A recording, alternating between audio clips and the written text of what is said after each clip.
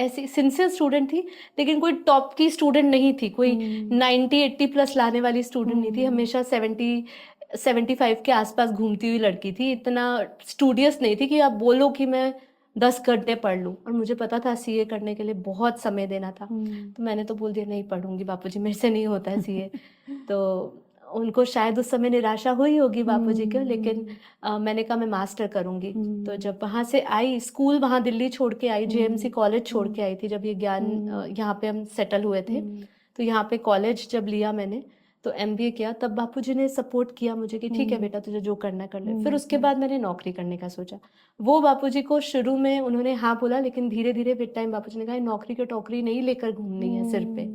पर मैं बचपन से ही एक एम्बिशियस था, क्योंकि मैं एक पेरेंट मम्मा के साथ ही मैं यहाँ पे आई थी। तो मेरे अंदर एक था कि मैं ही उनका बेटा हूँ, मैं उनकी बेटी हूँ। तो वो इंडिपेंडेंट होने का ना एक जुनून था मेरे ऊपर, पैसे कमाने का जुनून था। सच्ची बोलूं तो मुझे ऐसा था कि मैं अपनी खुद की कमाई अपनी माँ को दूं। तो उसके कारण है ना, मुझे नौकरी करने का बहुत शौक था। और ये नहीं कि ये ज्ञान में यहाँ पे आई तब, मैं जब दिल्ली में भी थी, जब मैं वहां पे, क्योंकि मेरा पैदाइश वहीं की है, तो वहां का 16-17 साल मैंने वहीं पर ही बिताए हैं।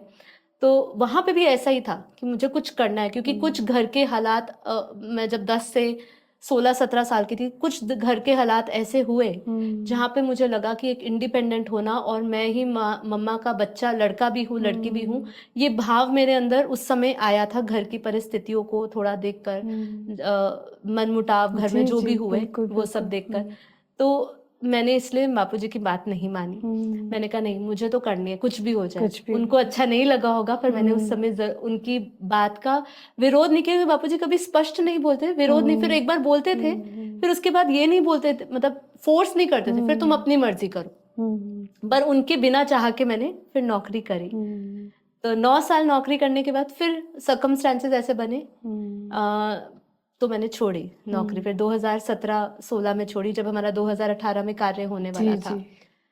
तो बात हम यहाँ पे यही कर रहे थे कि मन का भटकाव अब जो है ना,